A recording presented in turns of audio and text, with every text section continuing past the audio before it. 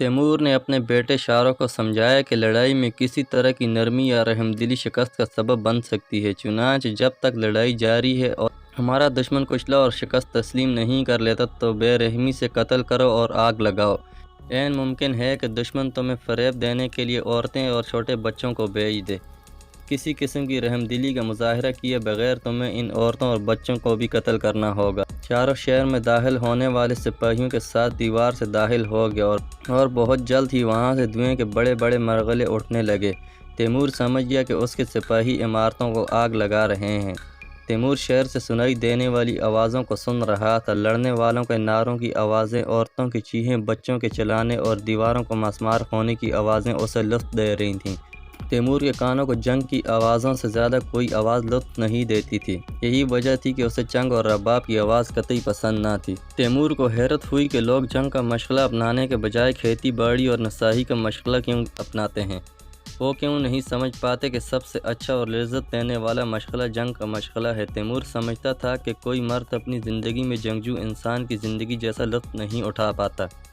اس کے خیال میں اگر کوئی دنیا میں عظیم اور آقا بننا چاہتا ہے تو اسے جنگجو انسان بننا چاہیے۔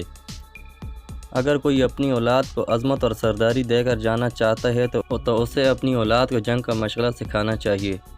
توسی شاعر جس کا مقبرہ تیمور نے بنوایا اور اس کی قبر پر پتھر نصب کروایا کہتا ہے، یعنی تعلیم کا پیشہ سب پیشوں سے افضل تر ہے اور اس کے باعث گرا ہوا انسان بھی بلند مقام تک پہنچ جاتا ہے۔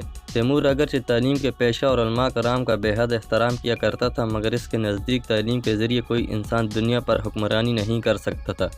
شہر کے اندر لڑائی زور و شور سے جاری تھی اور چونکہ تیمور کے سپاہی شہر میں داخل ہو چکے تھے، لہٰذا دیوار کے پہرے داروں کو وہاں سے اتر کر شہر میں واپس جانا پڑا۔ تیمور شام تک سپاہیوں کو دیوار پر چڑھا کر شہر کے اندر بھیجنے کا انتظار کر سکتا تھا، اس لیے کہ اس نے حکم دیا دیوار کے مختلف حصوں کو توڑ کر شگاف بنا دیے جائیں تاکہ وہ بآسانی اندر داخل ہو سکیں۔ جب 21 مارچ کا سورج نصف النہار تک پہنچا تو تیمور کے سپاہی ہرات کی دیوار میں 5 بڑے شگاف ڈال چکے تھے۔ اسی دوران تیمور نے دیکھا کہ کچھ لوگ شہر سے باہر آ رہے ہیں۔ انہوں نے ایک آدمی کو تخت پر بیٹھا رکھا تھا۔ جب وہ تیمور کے پاس پہنچے تو تیمور نے دیکھا کہ تخت پر لیٹا شخص دراصل اس کا بیٹا شاہ رخ ہے۔ اس کی ظاہری حالت سے معلوم ہوتا تھا کہ وہ زندہ ہے، لیکن اگر مر بھی جاتا تو تیمور کو ہرگز افسوس نہ ہوتا، کیونکہ اس کے نزدیک میدان جنگ میں ایک سپہ سالار کی اور ایک عام انسان کی جان برابر ہوتی ہے۔ در حقیقت اگر کسی سپہ سالار کی جان عام سپاہی سے بیش قیمت سمجھی جاتی ہے تو ایسا اس کی قابلیت کی وجہ سے ہوتا ہے، کیونکہ سپہ سالار نے پورے میدان جنگ پر نظر رکھنی ہوتی ہے، جبکہ ایک عام سپاہی پورے میدان جنگ کا انتظام سنبھال سکتا ہے۔ معلوم ہوا کہ تلوار کے ایک زبردست وار نے شاہ رخ کی دائیں ٹانگ کو بری طرح زخمی کر دیا تھا اور وہ کھڑے ہونے کے قابل نہ رہا تھا۔ تیمور نے حکم دیا کہ شاہ رخ کو اس کے خیمے میں لے جا کر زخموں پر مرہم پٹی کی جائے اور صحتیاب ہونے تک وہیں رکھا جائے۔ نماز عصر کا وقت ہوتے ہوتے پورے ہرات سے دھوئیں کے مرغولے بلند ہونے لگے تھے اور تیمور کے سپاہی پورے شہر میں گھروں کو آگ لگاتے اور مسمار کرتے آگے بڑھ رہے تھے۔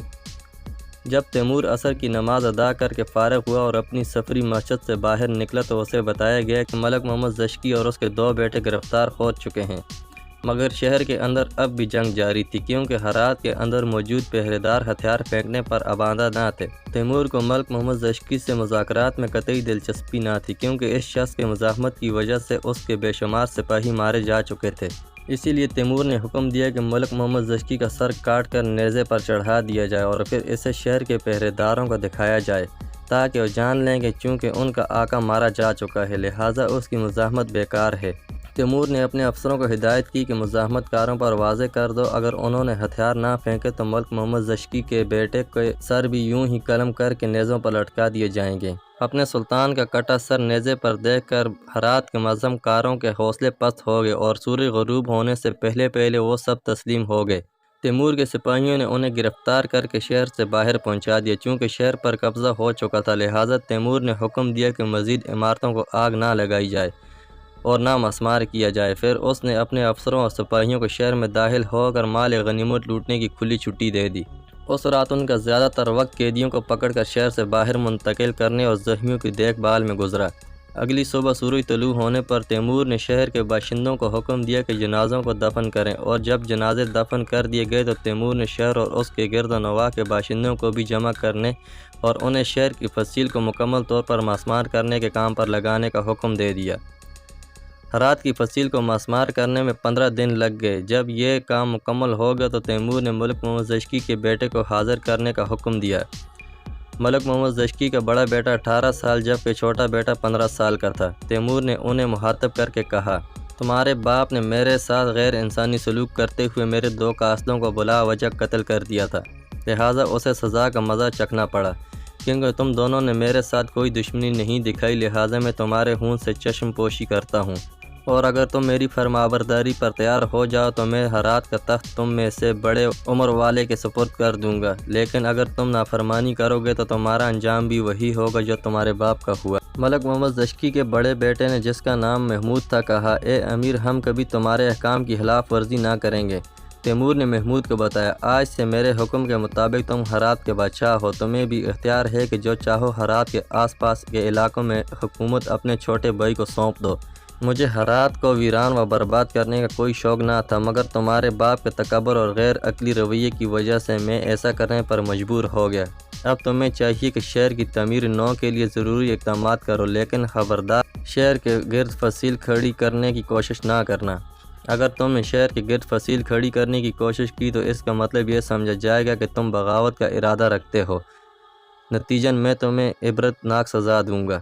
محمود بولا، اے امیر، میں وعدہ کرتا ہوں کہ تمہارے خلاف کبھی بغاوت نہیں کروں گا۔ تیمور نے کہا، چونکہ میں نے تمہارے باپ کو قتل کیا ہے اس لیے مجھے یہ توقع نہیں کہ تم 100% وفاداری کا مظاہرہ کرو گے، مگر تم ایسا رویہ ضرور اپنا سکتے ہو جس سے خود اپنی اور اپنے بعد آنے والی نسلوں کی زندگیوں کو بچا سکو۔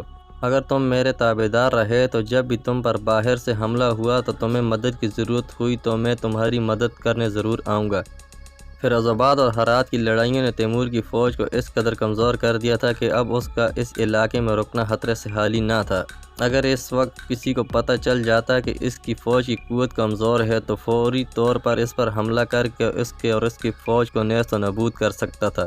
لہٰذا تیمور نے فیصلہ کیا کہ اپنے بیٹے میران شاہ کے مکمل طور پر صحت یاب ہونے کا انتظار کیے بغیر ہی باقی ماندہ فوج کے ساتھ طوس اور کوچان کے راستے ماورال نہر کی جانب روانہ ہو جائے۔ تیمور چاہتا تو ہرات سے سیدھا شمال کی طرف جا سکتا تھا، مگر اس طرف ایسے مقامات موجود جہاں کسی بھی وقت لڑائی چھڑنے کا امکان موجود تھا، جبکہ طوس اور کوچان کا راستہ اس کی فوج کے لیے بالکل بے خطر تھا۔ جب وہ لوگ طوس پہنچے تو سورج برج سور میں داخل ہو چکا تھا، ہوا میں گرمی بڑھتی جا رہی تھی۔ تیمور نے طوس میں صرف 2 دن قیام کیا، اور وہ بھی اس لیے کہ گھوڑوں کی تھکن دور ہو جائے۔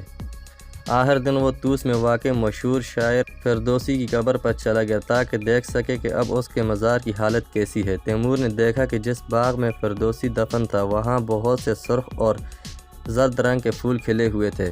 اس کے بعد تیمور ماورال نہر روانہ ہو گیا۔ موسم خاصا خوشگوار تھا، اسی لیے انہیں پانی بھی وافر مقدار میں دستیاب تھا۔ وہ لوگ جس بھی راستے سے گزرتے وہاں اشیاء خوراک اور چارے کی فراوانی تھی۔ کسی بھی قابل ذکر واقعے کے بغیر وہ لوگ واپس ماورال نہر پہنچ گئے۔ سمرقند سے تیمور سیدھا کیش کی جانب روانہ ہو گئے، جو دراصل اس کی جائے پیدائش ہے۔ اس مہم پر نکلنے سے پہلے تیمور نے حکم دیا تھا کہ شہر کیش اس طرح تعمیر کیا جائے کہ شہر دنیا کا خوبصورت ترین شہر بن جائے۔ اب وہ دیکھنا چاہتا تھا کہ اس کے حکم کی کس قدر تک تکمیل ہوئی ہے۔ تیمور نے جس دن سے جنگی مہارت کا آغاز کیا تھا اسی وقت سے صنعت کاروں کو امان و تحفظ دیتا آیا تھا۔ اس نے ان کی بڑی تعداد کو ماورال نہر میں جمع کر لیا تھا تاکہ وہ اپنا کام جاری رکھنے کے علاوہ بہت سے ایسے شاگرد تیار کریں جو ان کے بعد بھی کام آ سکیں۔